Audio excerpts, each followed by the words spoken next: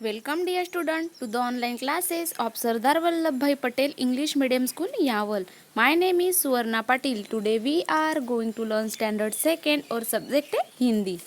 तो चलो बच्चों, आज हम लोग फिर से हिंदी सब्जेक्ट लर्न करेंगे। हम लोगों ने इसके पहले जो लेसन देखा था, जो पीरियड हम लोगों ने लिया था, वो क्या था? वर्णमाला के उपयोग से बने शब्द बनाते हैं। यानी जो वर्णमाला है उसके आधार पर हम लोगों ने बहुत सारे शब्द बनाए थे। ओके, अभी हम क्या देखेंगे? नेक्स्ट जो सेकेंड नंबर का लेसन है वो है अ का अभ्यास। अब हमें यहाँ पे देखना है अ का अभ्यास।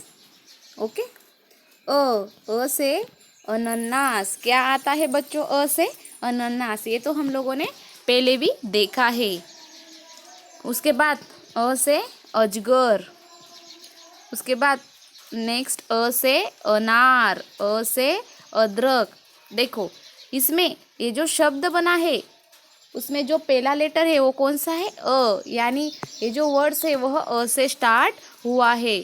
अभी हम यहाँ पे देखेंगे अ का अभ्यास। ओके, अ की कोई मात्रा नहीं होती। देखो अ को कोई भी मात्रा नहीं होती है और प्रत्येक व्यंजन स्वर से मिलकर ही बनता है।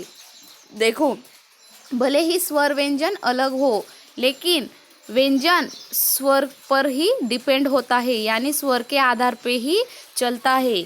जैसे कि फॉर एग्जाम्पल हम यहाँ पे देखेंगे क।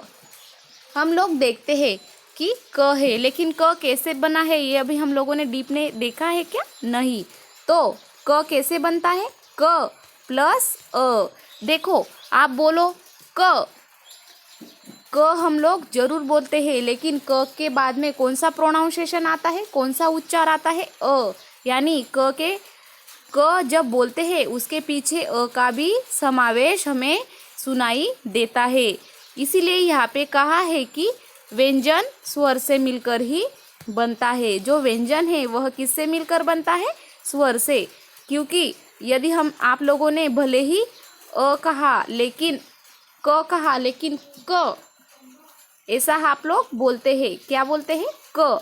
तो क के बाद में अ का प्रोनाउंसिएशन आता है। इसीलिए जो व्यंजन है वह स्वर से मिलकर ही बनते हैं, ऐसा कहा गया है। Okay,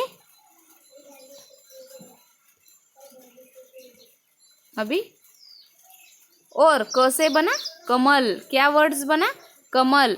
LOTUS, lotus. लोटस यानी के कमल। अ का अभ्यास, यानी यहाँ पे जो वर्ड्स बना है कमल, कमल जरूर है लेकिन क के बाद किसका उच्चार आता है? अ का। इसीलिए व्यंजन स्वर से मिलकर ही बनते हैं। यह बात आपको ध्यान में रखनी है। ओके,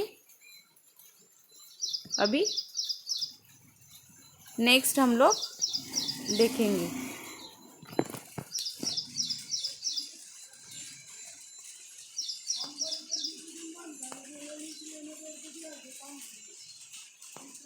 नेक्स्ट है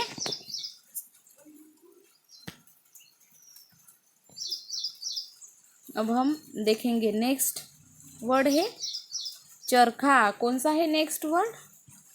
चरखा। उसे हम क्या कहते हैं इंग्लिश में? SPINNING, spinning wheel. उसे हम क्या कहते हैं बच्चों? स्पाइनिंग व्हील यानी के चरखा। ये हम लोगों ने पहले पीरियड में भी देखे थे, जब हम लोगों ने स्वर और व्यंजन के जो अक्षर बनते हैं वो जब हम लोगों ने लर्न किए थे, तब हम लोगों ने यह वर्ड्स सुना था। कौन सा है? चरखा। अभी देखो चरखा भी कैसे बनता है? स्वर और व्यंजन से मिलकर ही बनता है। देखो च क्या है? च। च प्लस अ, इससे क्या बनता है? च। यानी च प्लस अ इज इक्वल टू च। च जब हम लोग बोलते हैं तो च के बाद कौन सा प्रोनाउंसिएशन आता है? अ का प्रोनाउंसिएशन आता है। इसीलिए इसे ये जो लेसन हमें दिया है इसमें क्या दिया है आपको? अ का अभ्यास, क्योंकि इसका प्रोनाउंसिएशन यहाँ पे आता है। च प्लस अ इज इक्वल टू च, और उससे कौन सा शब्द बनता है? फिर बनता है चरखा। कौन सा शब्द बनता है? चरखा। अभी नेक्स्ट है टमाटर। कौन सा वर्ड से बच्चों? नेक्स्ट टमाटर। और यहाँ पे पिक्चर्स भी दिया गया है। TOMATO, tomato. तो ये जो टमाटर शब्द है ये भी कैसा बनता है? टमाटर।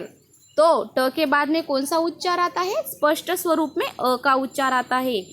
ट प्लस अ इज इक्वल टू ट, तभी जाके बनता है ट, यानी इस ट में अ का भी समावेश होता है, तभी वह बनता है ट। और ट से बनता है फिर टमाटर। ओके। उसके बाद नेक्स्ट है खत। क्या है? खत। उसे हम अंग्रेजी में क्या कहते हैं बच्चों? लेटर। क्या कहते हैं उसे? लेटर, जिसे हम लिखते हैं और पढ़ते हैं। ओके।